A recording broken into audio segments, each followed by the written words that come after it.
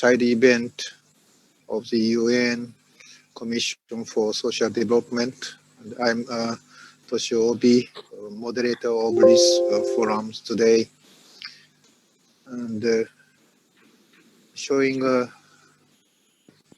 data. So we have many co-organizers, sponsors, like Japanese government, Ministry of Internal Affairs and Communication, and Foreign Ministry's Permanent Mission of Japan to UN, and the International Academy of CIO, NGO Committee on Aging, New York, and of course UN DESA. So these are co-organizers, co-sponsors, and we have 6 speakers and 2 commentators. I couldn't see yet the Dr. Alexander from Moscow yet, but definitely he's coming. So first, I'd like to introduce Mr. Makiguchi, the Director General of the MIC Ministry, for Honorable Yoshida, Vice Minister.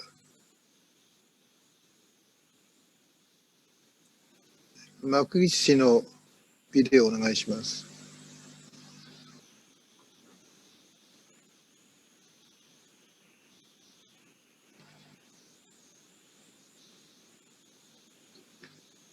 西村さん。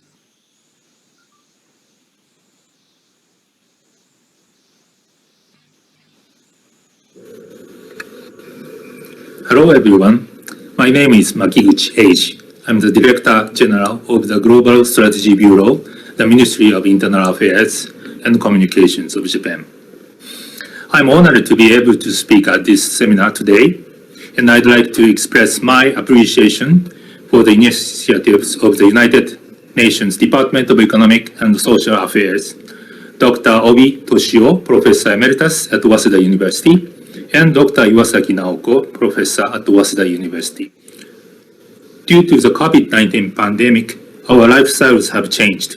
People have found themselves under unfamiliar restrictions, and even the movement of people has been curtailed. As a result, the economic growth rate of 2020 is expected to be minus 4.3% according to the World Bank, and worsening risks still exist under the continued circumstances. In terms of employment, ILO indicates that more than 93% of workers in the world have been affected by workplace closures, and 8.8% of working hours, which is equivalent to 255 million full-time workers in the world, have been lost in 2020. Facing these challenges, the world needs to achieve the United Nations in 2015. In particular, the digital agenda is focused under the restriction of human contact because of the outbreak of COVID-19. And we have been mobilizing digital technologies to maintain a wide range of socio-economic activities, ranging from education to healthcare, labor, and commerce. Last June, the roadmap for digital cooperation presented by the UN Secretary General Antonio Guterres provided us with a direction for global cooperation in digital technologies, which can contribute to achieving the SDGs and solve social challenges. Japan expresses its respect for the leadership of the Secretary General in this matter. Within this context, Japan has started a joint project with ITU called Connect to Recover for strengthening digital infrastructure and promoting digital use in Africa to assist in curbing outbreaks of COVID-19. Japan will continue to commit to the UN's efforts. Japan has also been impacted by the COVID-19 pandemic. At present, a state of emergency has been declared for major cities in Japan, and a number of workers are asked to stay home and do the telework. Under these circumstances, various efforts are being made to maintain Japan's socio-economic activities. The Ministry of Internal Affairs and Communications, MIC, supports the introduction of telework at companies via free consultations by specialists along with support system in local communities. Also, MIC has started its research for building the support system for the ICT usage of the elderly people who would have high risks of seriousness by the COVID-19. Under Prime Minister Suga's administration, the government has decided the basic principles of reform for creating a digital society. The goal of this decision is to achieve a society in which the needs of each individual can be met through the use of ICT and where a wide variety of happiness can be realized. Japan will continue to work towards international cooperation in this respect. Now let me explain some of Japan's efforts to assist digitization in other countries. Firstly, we are supporting Japanese business operators who engage in building the quality infrastructure with its expertise in terms of increasing internet traffic during the pandemic. For example, JICT, a public ICT-related funding agency, has decided to support the construction of submarine cables that connect Japan, Guam, Australia, and in the Southeast Asian region. Our digital solutions are another example for digital countermeasures against the pandemic. We have successfully implemented telemedicine initiatives in Brazil, Chile, South Africa, and other countries. We are also providing the telehealth care system using smartphones for pregnant women in Ghana and achieving agricultural efficiencies in Colombia and Botswana by using ICTs. Japan will continue to contribute towards achieving SDGs for the entire world through encouraging and providing support for the digitization of all countries. Under this pandemic, people have been suffering as infections have spread. But in contrast to the past pandemics, this time we have a new tool of digital technology, and it has enabled us to maintain a certain level of socio-economic activities despite various other restrictions. Because of COVID-19, we have lost many things, but at the same time, we find ourselves presented with many new opportunities. I believe that it is our mission to take the lessons we have learned from this crisis and apply them for the future. And as such, we will continue to work towards the realization of the digital agenda and the achievement of the SDGs. Thank you very much for your attention. Thank you very much for Japanese government to join us. And, since the time is very, very limited, and I'd like to introduce the speakers from Japan, Professor Dr. Naoko Iwasaki of Waseda University, and also she's the chairwoman of the APEC project on technologies for healthy aging. So please, Professor Iwasaki. Thank you very much, Chair. Good morning, and everybody. And my name is Naoko Iwasaki, Professor of Institute of E-Government, Waseda University, and Chair an APEC project on technologies for healthy and aging. And also, I'm a president of an International Academy of CIO Japan, and also Deputy Director and APEC E-Government Research Center, and so on. So thank you very much for inviting me to the very fruitful conference today. And this is the first time for me. And so today's my topic is the global challenge for the human-centric and aging societies. So lessons learned from the nursing care at home in Japan. So needed nursing care for the elderly to COVID-19. So we have a lot of issues. How to realize as a society no one will be left behind in super aging societies, and is it possible to provide nursing care without leaving job? Because in Japan people tend to quit jobs to take care of their parents, and we need more knowledge and information of home care, and we need long-term care and elderly facilities. And who is responsible for the nursing care at home? And shortage the number for the long-term care and skill education for family members in 2050s. And since Japan will be a #1 super aging society at the time. So There are the various applications and monitoring and services on nursing care for the aging. So this is at the screen of a smartphone. The aging people can get a lot of information and data, and such as the climate or the news or disasters, and through smartphones. And also, the aging people can get the news from the municipalities and the government and through smartphone as well. And there are a lot of other movies and about the YouTube and how to care at home or how to exchange a diaper and so on. And next slide is a variety of nursing care robots and technologies for other aging societies. In the nursing care and welfare and the sectors, there are growing expectations and for the supplementation and support of human functions by a robot. And the robot can care for the people and help care givers. And also, and the communication robot, unlike an Apollo, and it gives the people peace of mind and also useful for the dementia and preventions and so on. And the most important issues of nursing care at home and how to achieve skills by ICTs. So there are a lot of issues from the aspect of the software and hardware.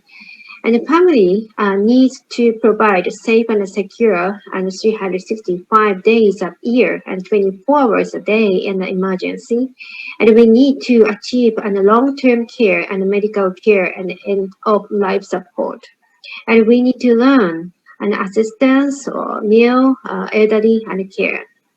An economic foundation and whether the patient life is enough or not of human resources and how to develop these resources such as the caregivers and the families and counselors, communities and based and comprehensive support centers. And we need more the knowledge, information and experience and how to create as a reason for living or health and happiness. And from the aspect of the hardware, we need to establish an infrastructure and facilities for the aging, the barrier-free, and maintain the mobilities. Education is important, and infrastructure, smart house to monitor the aging people at home, and the facility as the community expansions, and building an academic center plays a very important role to solve these issues and cooperate with the government or business sectors and academia and NGO and so on. And the necessity of a national strategic and special zone to realize these digital silver cities. And finally, my suggestion is as follows.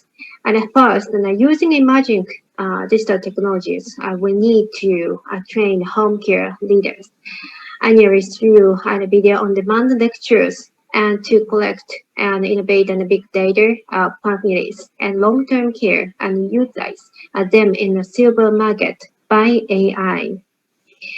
The United Nations should take the initiative to provide a place for long-term care knowledge and education by utilizing the emerging technologies for long-term care leaders, like family members, towards the future, and when almost two-thirds of elderly will be home-based. And finally, the United Nations should be a leader for the new framework for nursing care project to increase the aging quality of life and with NGOs under SDGs. Thank you very much. Okay, thank you, Professor Iwasaki. And you mentioned about the importance of family members to be nursing caregivers at home. That's very important and need really educational institutions in the future. Okay, so next speaker in my list is Mr. Stefan Ezel, Vice President, Information Technology and Innovation Foundation in Washington.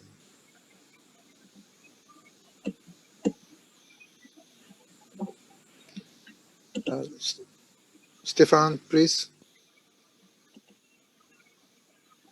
Hi, Toshio, thank you. If the previous speaker can stop screen sharing, I can share my screen. Thank you.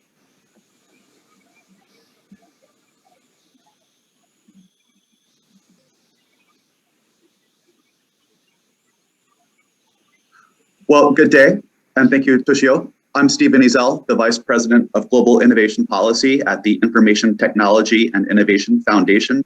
We're a Washington, DC-based science, technology, and economic policy think tank dedicated for advocating for policies driving global innovation. And as we're discussing today, there's no question that information and communication technologies like AI and telemedicine have played a critical role in helping humanity get through the COVID-19 pandemic.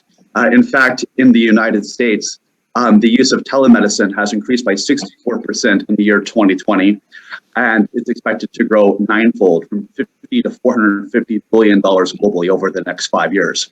There have been some really cool innovations in the US. One is Untitled Chapter, which offers the first all-in-one modular device and telehealth platform for on-demand remote medical examinations. And has really cool attachments like otoscopes or stethoscopes that you can actually pick a device, stick it inside a patient's throat or ear, and it communicates in real time with doctors and allows for examinations.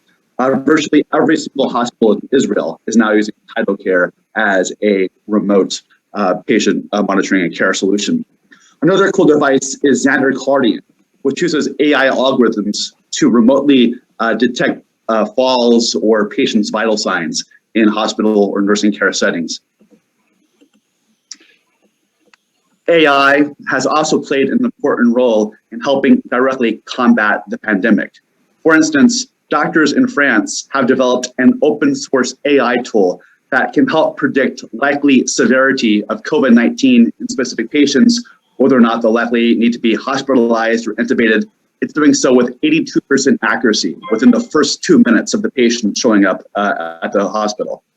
Another cool example is Canada's Face Drive Health, which has developed TraceScan, an open source AI-based algorithm within smartphones. Essentially, it's a contact tracing app that can warn individuals of COVID-19 exposure based on geographic proximity. It's helped Canada in its pandemic response.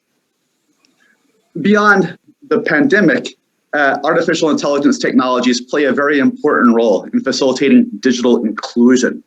For instance, a company called Allcove has a virtual reality system on Oculus, where kind of multiple generations can get on the Oculus virtual reality headset at the same time and go hiking in the Alps or on the beach in the Caribbean. So it's a virtual technology enabling multiple generations to be in real time online to facilitate social engagement. Another really cool example is Microsoft's Project Tokyo. And what that is doing is essentially turning visual data into audio feedback, enabling blind people to actually listen to the content of photos. Another example is Amazon Alexa, and they have developed essentially sign language interpretation. So a deaf individual can go before a computer and sign language can ask a question, can interact with the computer, what's the temperature in New York today, and it gives feedback in real time.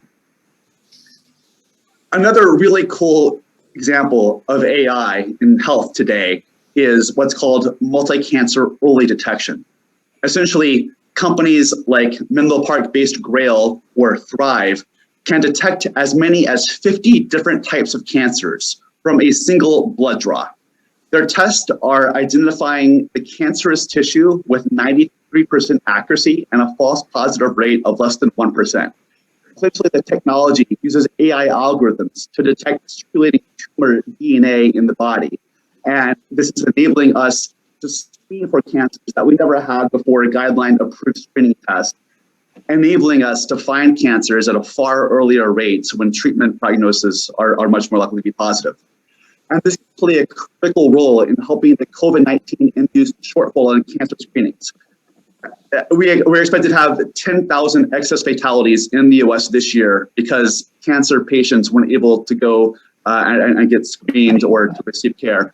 These technologies can play an important role in making up that shortfall.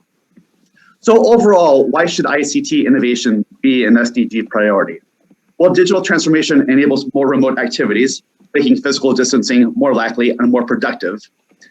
ICTs enable remote provision of health, education, and government services, while also connecting individuals to global marketplaces, enabling remote work. If you look at like online marketplaces like Etsy, they now connect 2 million people in developing countries to global marketplaces where they can sell their wares. And that matters when 86% of job growth in developing nations comes from small businesses. So what are some policy recommendations in conclusion? First, we would call upon the UN and policymakers in nations worldwide to join and expand the Information Technology Agreement, the ITA. This is a trade agreement that eliminates tariffs on trade historically in ICT products like semiconductors, but it's now been expanded to eliminate tariffs on trade in medical devices like ventilators or like remote diagnostic technologies. So this can help play an important part in decreasing the cost of medical device trade globally. As ITIF wrote in a report last year called Building a Global Framework for Digital Health Services in an Era of COVID-19, it's critically important that we be able to effectively facilitate interoperable exchange of health data among nations. Viruses do not stop at borders, and therefore the health data we need to combat the virus has to be able to exchange globally while protecting individuals' privacy rights. Policymakers must make it a priority to ensure citizens have access to the internet and prioritize the deployment of the broadband mobile infrastructure that underpins these technologies. We need to recognize that digital literacy is a critical aspect of technology uptake and help elderly citizens understand how to use these technologies. Countries need to adopt innovative regulatory approaches to approve medical devices using novel technologies like AI. For instance, the US Food and Drug Administration has created a digital health unit and now has a special regulatory pathway for the approval of medical devices using AI technologies. 2 final points. Countries should engage with the World Health Organization's Digital and Assistive Technologies for Aging the Data Initiative, an important way to help spread these technologies globally. And lastly, we would invite think tanks from countries around the world to join the Global Trade and Innovation Policy Alliance. This is a network of 45 think tanks we've created where these think tanks come together to exchange and advocate for a positive vision of trade, globalization, and innovation for the benefit of humanity. With that, thank you so much, Toshi, for the invitation to participate today.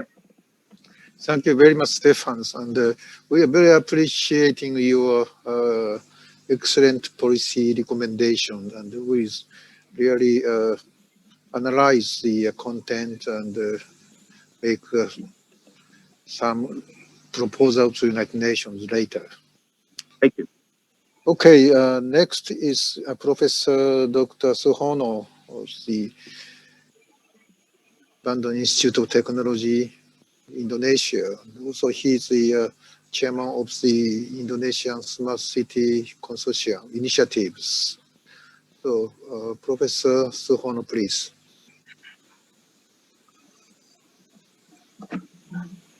Thank you, Professor Obi, and good morning, good afternoon, good night, everyone.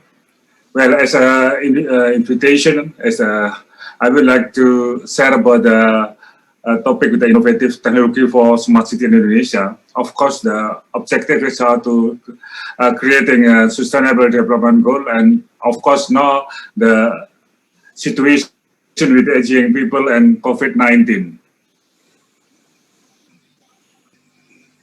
Well, I think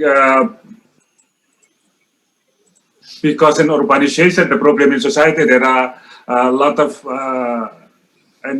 gap between city and village, and then the number of population in the city is nearly the 60%. So the problem for the convenience and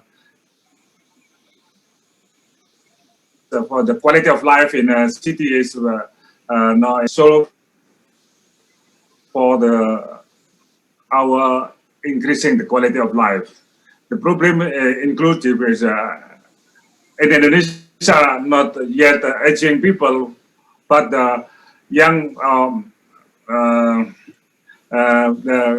people more challenges in Indonesia. But of course, aging people is one of the issue in Indonesia. And then because in urbanization, there are a lot of problem in the energy serve, also transportation, mobility, and also some management in Indonesia. Of course, include is COVID-19. And based on the problem aging people like cities, communities, climate and energy as a sustainable development goal issue or challenge, we need innovative solution, include technology, people, process, and how to get the data. If you know with the problem with the time, and if we solve with the conventional way, the gap between the problem and solve problem become wider and wider. So we need a jump solution. We call it transformation, smartization, or digital transformation. That is a main problem. Main challenge is how to get the real situation in our life, include condition of the aging people, include the transportation, include the energy, include the waste management, and so on and so on. So based on the situation, we know with why the problem rise, and also what will happen, what should we do. Thank you for the information and communication technology and the smartization solution, so that we can jump up, solve our problem. So sensing, understanding, and acting based our challenges in healthcare and mobility, well-being and property, education and learning, and so on and so on. And in Indonesia, we proposed a model, we call it a smart city model, Garuda Smart City model, based on the resources enabler. Enabler is people, governance, and also smart infrastructure, technology, and environments. And we also, based on sustainable development goal, 3 of the cluster must balance: economy, society, and environments. And of course, we try to get the how to improve the quality of life, like a basic value and the smart value. Of course, aging people and COVID service now is our consideration. And we are developing a digital twin on a smart city living lab to understand the situation in our city using a sensor like environmental sensing, video sensing, and another sensing, such that we know what the real problem, and then we transfer to cyber. This is cyber to physical system, and we call it a city living lab. We try to understand the real situation in the city or an area, in the energy, in a safe and secure city, and healthy, and so on and so on. Then using the artificial intelligence, using the data analytic, we understand real time the problem in our life. This is our innovation with smart CCTV, the artificial intelligence for the home care, or for the traffic, or for our safe and secure area solution. We call it the Viana, video analytic with artificial intelligence. You transform the conventional situational awareness to become a smart situational awareness, and we call it a digital twin. This is one example of the application in COVID-19 with how to understand, how to observe the social distancing, and also the masker, head map temperature, and so on, so that we can enforcing the health protocol.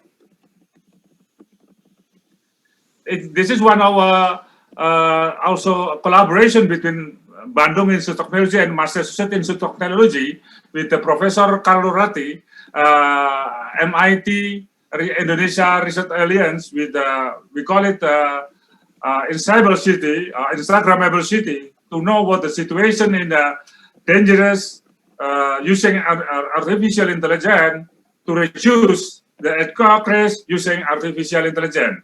This is one of our ongoing research with MIT and IDB to understand and to reduce the earthquake using artificial intelligence with the category environmental and climate science, society and environment.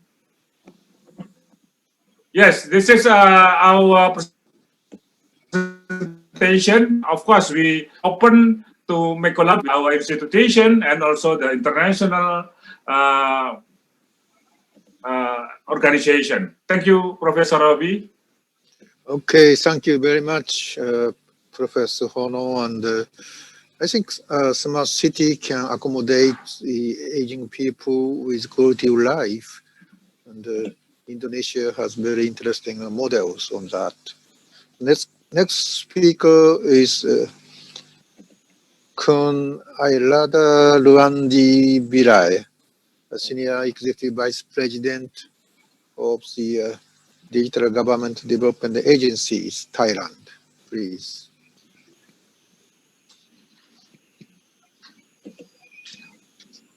แชร์ผิดพี่แชร์ผิดตายแล้วเอาเดี๋ยวนะมันเป็นสไลด์โชว์ไปไหนแล้ว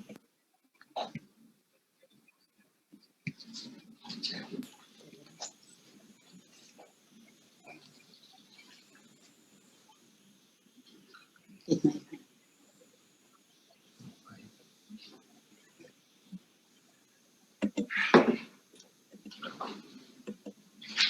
แชร์ไปยัง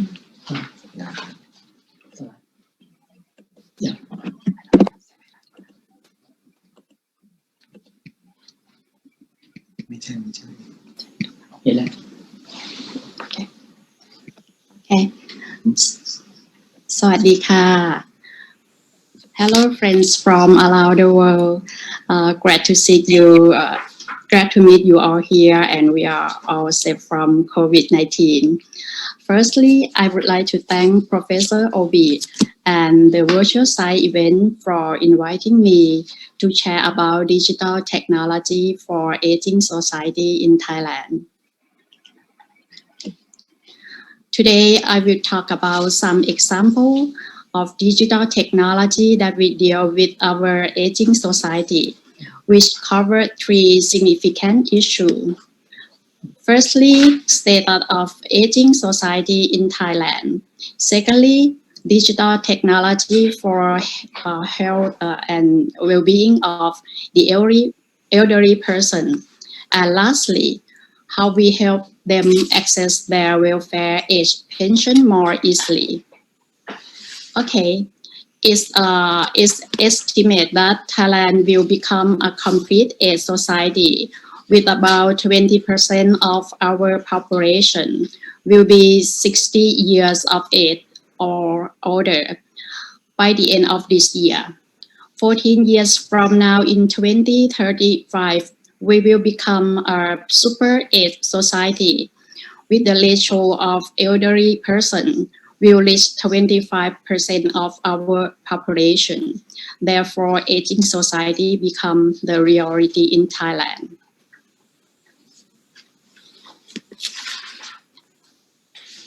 As we all know, health data information is very important in promoting prevention, treatment, and rehabilitation of the elderly person. In the national public health system of our country, apart from healthcare professionals, we also have village health volunteers or VHV. They are ordinary people with public mind and trained for fundamental healthcare knowledge and skills. During COVID-19 pandemic, the volunteer worked hard to raise awareness among local people of how to prevent the infection. The volunteer also helped healthcare professionals find the infected, close contacts, and monitor self-isolation, leading to Thailand's success in controlling the COVID-19. When it comes to looking after elderly person, the volunteer will be equipped with digital tools to correct elderly persons' health data and facilitate health screening. Data will be stored in the aging health data system, through which the data will be integrated and shared among healthcare professionals from the local level to the specialized hospital in the major cities. The entire process shows how the government and ordinary people can work together in partnership to provide better healthcare service for the elderly persons. So I wish to stress here, in order to achieve the SDGs, the government working alone model is outdated. We need to work together with other actors, especially ordinary people in the community. We need to share our strength and resource as strategic partner in order to success. However, some elderly persons are more vulnerable as they easily disappear or get lost due to Alzheimer's and some mental illness.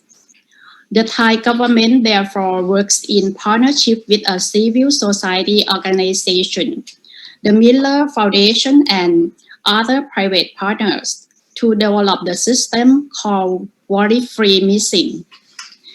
Relatives of elderly persons in Thailand and can register their personal data, the application called Time Missing. They can also request wristband for the elderly person to wear, which wristband contain a QR code linked to the Miller Foundation database. In case elderly persons are gone missing or get lost, a person who finds them or a police officer can scan the QR code on the wristbands. Only the contact details of the Miller Foundation appear. Our staff will then be able to contact their relatives. Regarding welfare, now elderly persons in Thailand receive a pension every month, 600 baht or about $20 when they are 60s. And it will increase 100 baht or $3 every 10 years. And the pension is capped when they are 90s.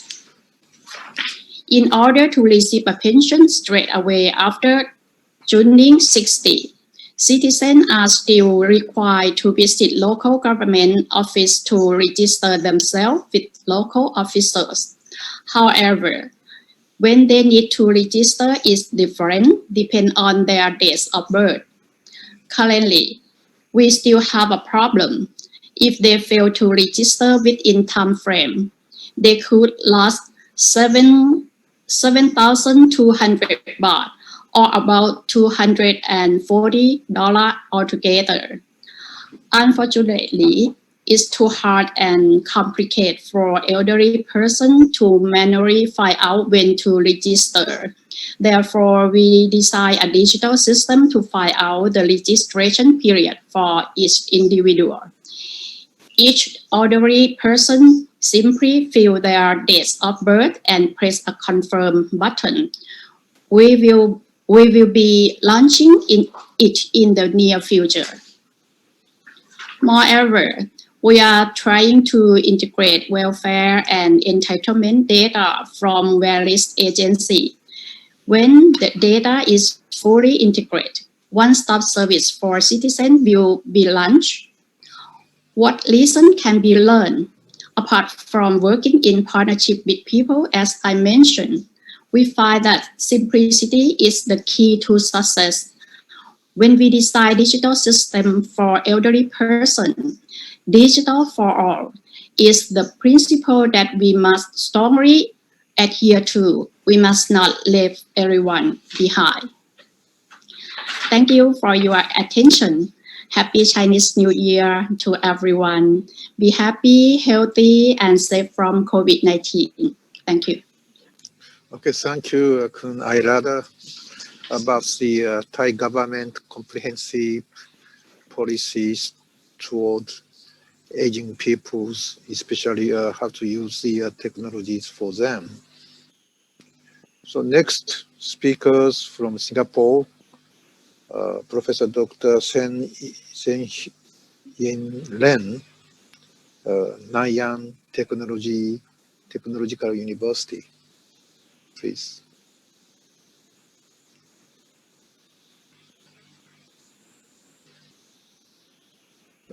Professor Sen. Yes.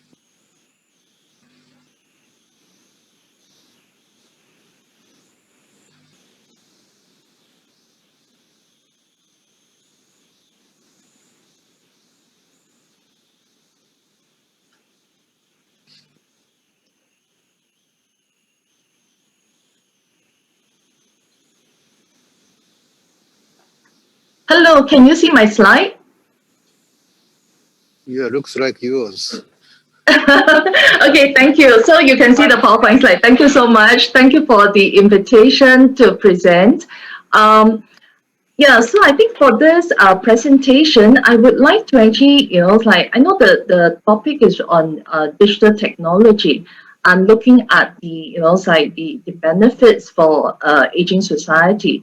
For this, presentation, I would like to focus on the people, using the technology and how we can actually encourage the community to also participate in helping the older adults use technologies. So I'm the Executive Director for Aging Research Institute for Society and Education at NTU, and this is a Penn University Institute looking at aging, research. Right. So I'm going to talk about a study that we've just concluded.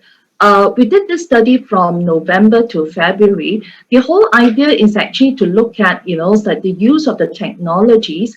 But because of COVID restrictions and social distancing, the older adults are not able to, Professor Chen, Yes. sorry, and we cannot see your slides. Oh dear. Can you show Sorry. us? Yeah, okay. We wait. Yeah, thank you. Okay, yeah. You can't see my slide. Oh, not yet. You are at the screen of your desktop. Okay. Sorry. Mm. Hmm.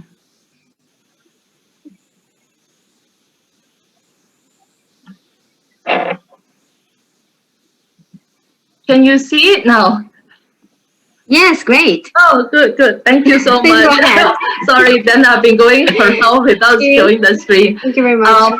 Okay, so so as I mentioned, we did the study is really to it's only a few months, but we wanted to actually see the use of technologies, combined with people who actually help to use the technology. And I'm glad that our presenter from Thailand actually talked about using volunteers, and this is actually what we wanted to test out, to see whether using volunteers to help in using the technology, can we actually get the elderly to accept the technology more readily. So because we cannot go to the homes, so we have actually looked at contactless process. And the whole idea is whether we could actually match some of these like health services and with guided coaching through telecommuting software. And we wanted to actually look at the efficacy of contactless health coaching. There is the web-based application versus the mobile application, and this is actually using AI to match the right health coach to the right elderly person. Now, what we actually did was to recruit volunteers, train them, did a pre-study, pre-survey to look at the older adults and the conditions, as well as some of these measurements. The health coach conducted 4 Zoom sessions, and 21 of them finished the sessions, and we actually recorded their feedback, and in terms of not only their exercises and also their health, the diets. After that, we actually did a post survey. In terms of volunteer training, we had, we actually looked at some of these basics in terms of training. One of the challenges that we face is that we have elderly, volunteers, right? But they are not trained. So when it comes to providing help to the the elderly, many of these volunteers may not be able to provide the right kind of counseling and advice.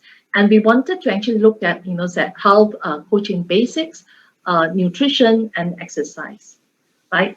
And there are 4 sessions, and each of the sessions, the elderly, the coaches will be building up rapport with the older adults, and setting goals with them. And the whole idea is actually to engage with the elderly. Why do we do that? Because, as the elderly actually use the technologies, they may not be so conversant. Having some human coach to be able to coach them in terms of healthy and active living, that's important. And in our preliminary results, we see that there have been improvements in active aging. In terms of improvements in exercises as they actually work with the health coaches. The challenges that the elderly face is that they could be incurring physical injuries, emotional reasoning, as well as the restrictions for outdoor exercises. The other thing is that, for the improvements, we also see eating choices and behaviors change. And that is very encouraging because with, with coaching in terms of eating healthily, we see that there have been changes in eating in variety, moderation, eat less of the sugar and more positive impact. So one of the, so this is actually just one of the small studies that we have done. In fact, over the last 10 years, we have been looking at ICPs in encouraging elderly to exercise, to, to age healthily and to eat, healthily. And so far, we have actually been looking at almost more than 2,000 subjects. And I would like to actually also, emphasize here that technologies are important, but understanding the people to use the technology so that, there is more acceptance and adoption. So what have we learned from this small study?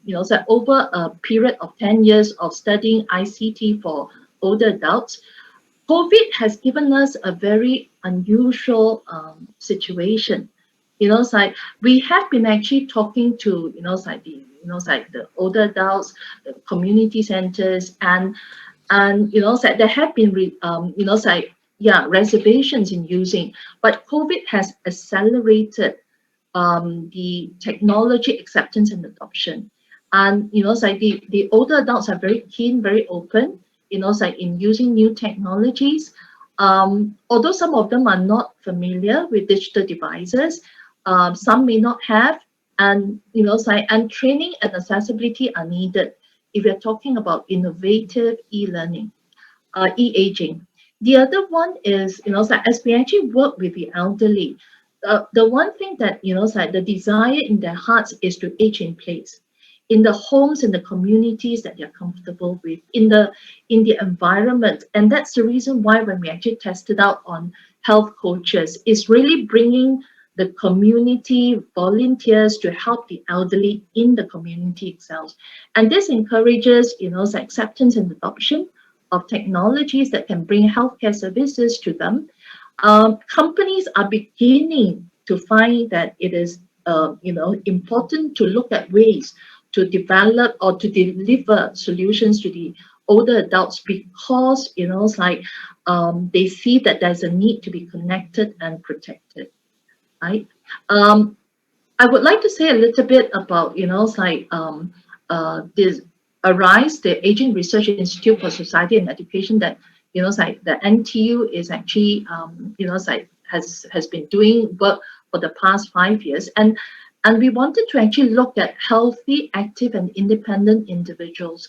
The older adults, as we actually look at them, they are aging, but I think there's a lot to celebrate too. In terms of giving meaningful social integration and productive through technologies. And the important thing is actually to have a deep understanding of aging-related and psychosocial issues, so that we can empower the aging community and improve the quality of life. So I'll stop here. Thank you very much. And the project has been actually funded by ARISE as well as the National Research Foundation. Thank you so much. Okay, thank you very much, Professor Sen In Ren. And you are talking about contactless health coaching for older adults. Might be quite interesting for us. And, maybe we can continue to work with you on that research. And so last speaker today is the Professor Dr. Yang Feng-Chun, Dean, Institute of E-Government, Peking University, China. Professor Yang, yes. Thank you very much.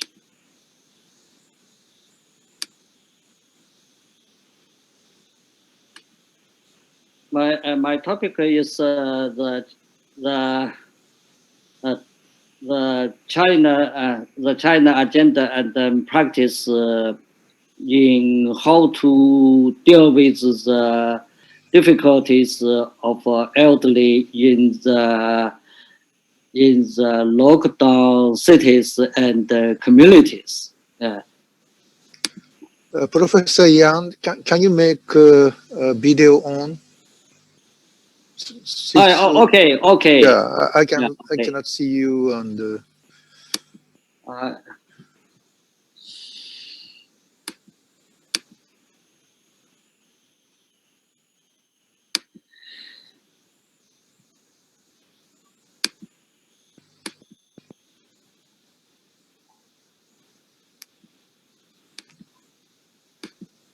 I don't know. So I see.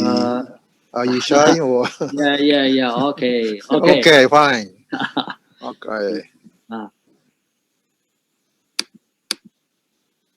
The first is I want to introduce the current aging situation in China. In 2019, the number of people aged 16 and above in China had reached to 254 million, accounting for 18.1% of the total population. In some big city, for example, like in Beijing, the number is 3.7 million and accounting for 17.2% 24%. In Shanghai, the number is the figure is very much. The number is 5.18 million and accounting for 70.24%. I'm sorry, in Shanghai, the accounting is 35.2%, and in Nanjing, the number of people aged 60 and above is 1.6 million and accounting for the 22%. Next, I want to introduce the effect of digital COVID-19 prevention and control measures on the daily lives of the elderly. You know, in China, a lot of cities and communities in cities and rural areas sometimes lock down to confront the COVID-19. In this situation,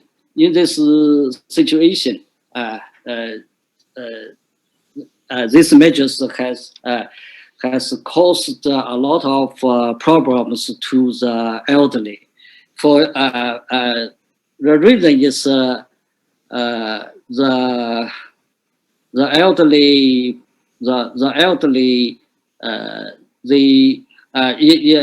reason is in 2019 there were more than 900 million internet users in China, but only 6.7% of them were aged 16 and above.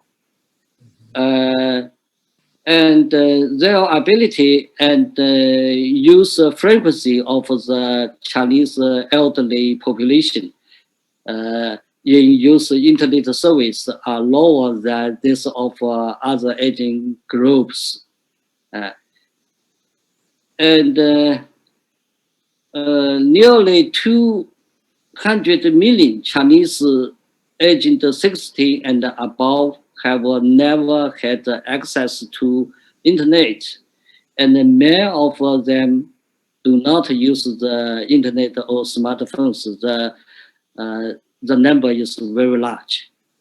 With the rapid growth of the elderly population in China and the wide use of digital technology, the elderly population has encountered more and more difficulties in daily, for example, in daily travel, seeking medical treatment and other types of consumptions.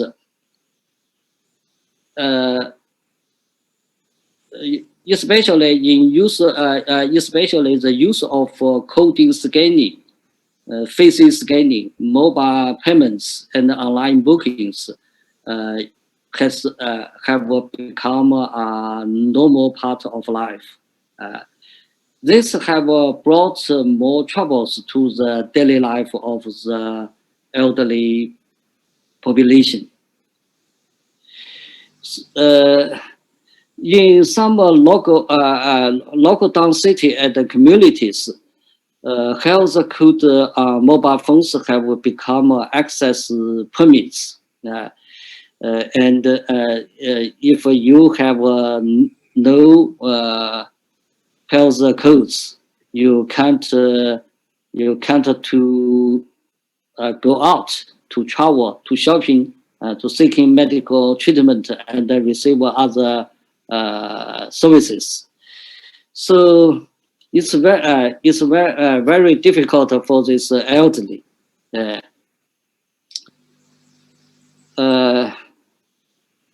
In this situation, in November 2020, Okay. I'm sorry. Yeah, it's okay. Yeah. Some difficulties for Yeah. language, but yeah, I understand very clearly about the situation in China. And, since we will publish the book later on these issues, maybe you can write down the paper. Thank you very much. And we have two commentators on these presentations because they are well-known professors. First one is the Professor J.P. Offlet, President, International Academy of CIO, and the Professor of George Mason University in Maryland, United States. So, Professor Offlet, please. Thank you very much, Professor Obi, and thank you everyone for joining today and tonight and this morning also. And thank you for all the wonderful talks. I'd just like to highlight a couple of points and how all the speakers' talks tied in wonderfully to Minister Yoshida's talk, where he highlighted the system of ICT usage for the elderly, especially elderly at high risk, and also highlighted how with COVID, it was the digital technology provided a new tool, and while we lost many things, there are also many opportunities and lessons learned from the crisis. Professor Iwasaki gave a wonderful talk on nursing care at the home and the wish of many elderly to age in place and at the home, and the potential and actual use of digital technologies, and some of the challenges of long-term care at the home, with 2/3 the elderly projected to be home-based. And Professor Iwasaki highlighted some of the technologies from Japan for aging in place and staying at home. Dr. Ezel highlighted some of the technologies in use in the US for COVID and with the aging, including on early detection, sentinel-like technologies that can detect healthcare issues early, especially with social isolation. Professor Suhano tied the Aging Society topic to smart cities and also broadened it out to smart cities and the risk of COVID, but also some of the risk from natural disasters, which Indonesia is prone to with earthquakes and tsunamis. And then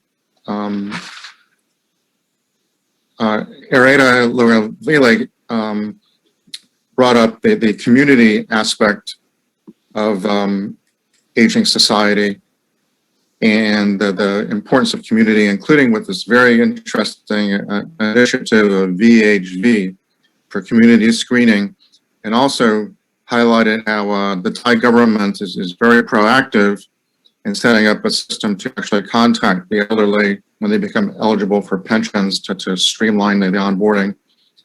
Professor Tang also highlighted the community engagement with volunteers from the community and this idea of how best to match the volunteers with the elderly, and also highlighted the work that she's been doing with NUS the last 6 years on aging and working with the elderly population. And then lastly, Professor Yang provided an overview of aging society in China.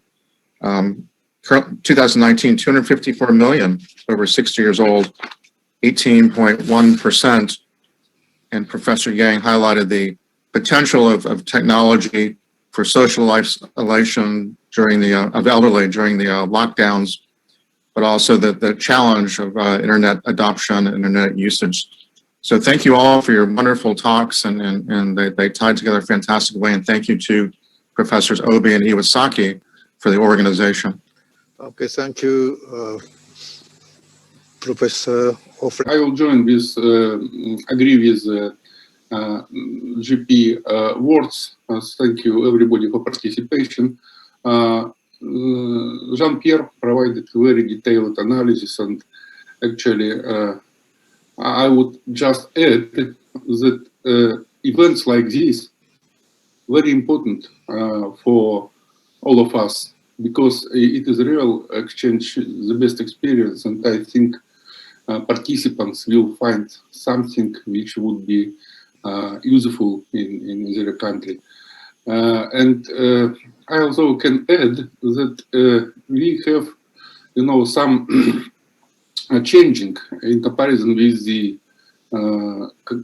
pandemic started, because now people collect a lot of data about the COVID, and we can think how we can use this data, use machine learning technology for predict, I don't know, different things concerning to the COVID. And we also capable to collect some our experience in artificial intelligence framework, in something like knowledge graph, and think about this, how we can be well prepared for the disasters like this. And taking into account all these arguments, I would say once again, thank you, Professor Obi. Thank you, Professor Iwasaki, for your great efforts and great results when people collect together and have a possibility to share the best experience. I think it is extremely, extremely important for all of us. Thank you. Thank you very much, Professor Alexander from Moscow. And I think we can have 2 or 3 questions from audiences, or if the 6th speaker want to add some more point, you may have a little bit time. So, are there any question or comment?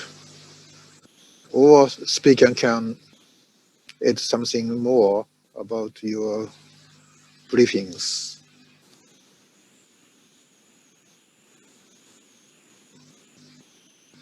No? Are you satisfied? Yeah, you can raise your hands and then you can have a chance. How about Professor Iwasaki? You are the first speaker. Yes, thank you, Professor. Thank you very much. And today I could learn a lot. And so today I introduced the nursing care at home. But if possible, I want to mention about the relationship between digital government and the digital divide of other aging people. Is it okay? Yeah. Mm-hmm. And according to our result of social survey, digital technology will expand the digital divide of aging people, and collectively the quantity and the quality of information will expand the divide, I think. And how to minimize the divide among the aging peoples. And for example, in Japan, 80% of the aging is active, at least 20% of the aging is not. So therefore, to create a digital society which people will not be left behind, a smartphone will be a key tool to reduce the divide of aging peoples. Now in Japan, the government prepare for establishing a new digital agency and implement a digital government through the smartphones. So the issue will be how to create 5G mobile government. So we and Waseda University and IAC and press released the World e-Government ranking for 15 years. So in the future, to strengthen our digital government will be more important for us. So according to the research, the high ranking of digital government can increase the index of happiness. So therefore, how to implement the happiest in the countries. The most important thing is the 5G mobile government, the high quality mobile application with user interface and the user experience. So thank you very much. Okay, thank you very much. And how about Pingy from Indonesian government? Do you have any comment? Pingy. Thank you, Sensei. Regarding this topic, I have no comment on this. Okay. I think the presentation is good. I can take learn from all of the presentations. Thank you. All right. How about Diana from Russia? Do you have any comment? Hello, everybody. Thank you for a wonderful presentation. It was really interesting because you could see different approach to the same problem. And one thing which was always with me in each and every presentation is the question of adoption. Because we're talking about different technologies, first, like technologies for personal use, technologies which are used by nursing homes. How to increase the adoption? I think the financial problem is something that comes to my mind at first, because we are talking about innovations, which at first are quite expensive. How we can facilitate the adoptions of very innovative technologies so that can be used widely by the elderly. That's quite a difficult problem, I think, to tackle. And if anybody have any suggestions, I would love to hear. Thank you. Okay, thank you, Dr. Diana. Who else? How about Stefan? Do you have the last word? Well, I would say that the pandemic presents an opportunity for transformation. If you look, for instance, at telemedicine in the United States, as recently as 2 years ago, most insurance agencies or many insurance agencies wouldn't accept telemedicine. It was a very state by state whether or not it was acceptable. And now the pandemic has kind of forced national adoption of telemedicine, right? So it's an opportunity for transformative adoption of these types of technologies. I think another consideration as countries around the world put in place COVID-19 recovery packages is that the deployment of these underlying digital infrastructures, as well as the opportunities to bring more of these technologies into hospitals and health systems needs to be a priority. If you look at what Europe is proposing now with their $145 billion or 145 billion euro recovery package, about 20% of that is going to go to digital technologies.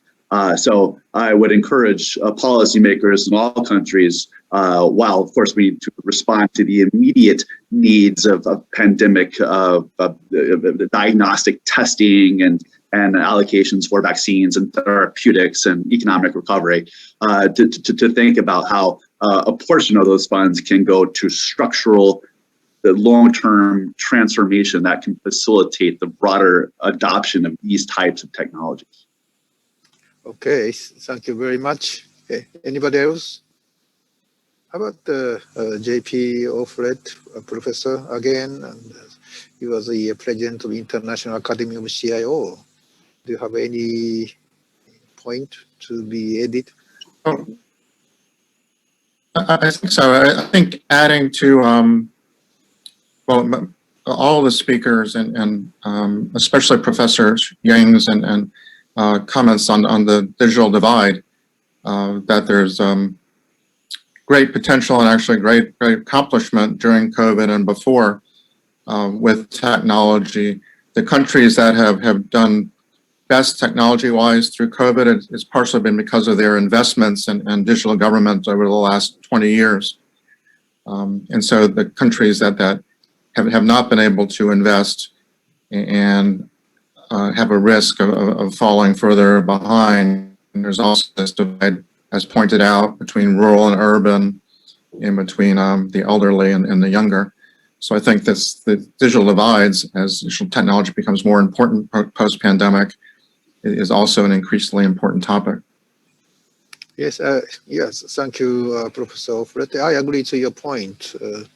Digital divide by digital technology itself might be a very critical point in the future.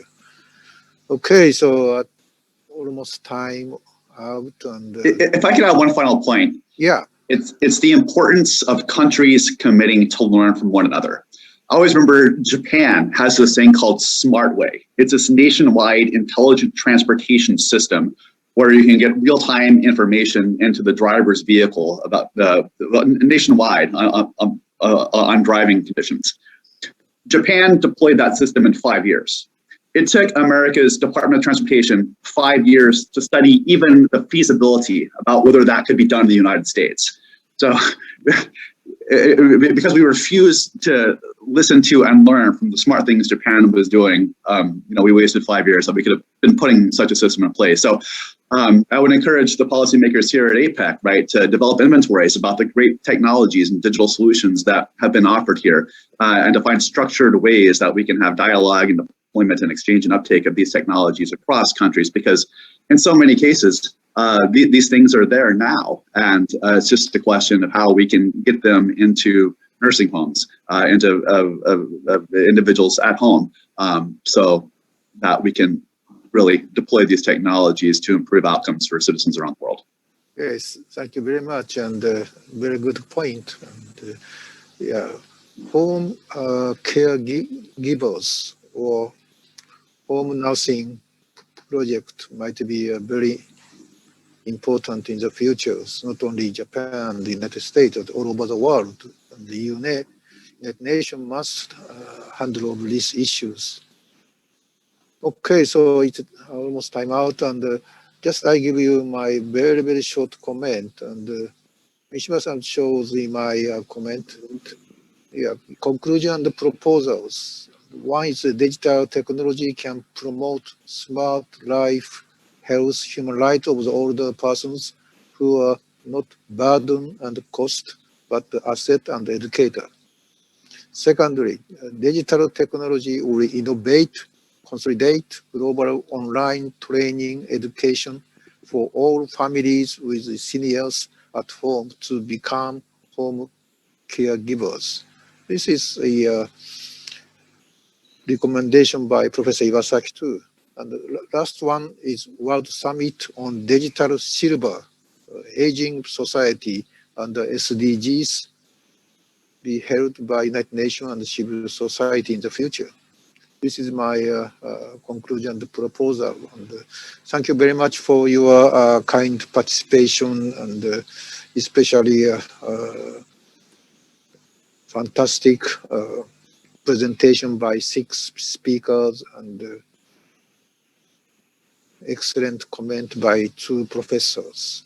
And I hope we can meet again, because the Waseda University and Japanese government and the UN, also NGO aging, hosting the side event every year at this moment, and maybe we can meet again next year too.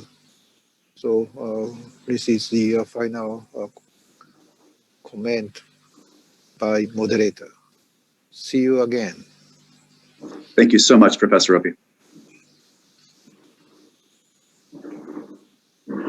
See you. Yeah, thank you. Thank you very much. Bye. Bye. Bye bye. Bye bye. Thank you.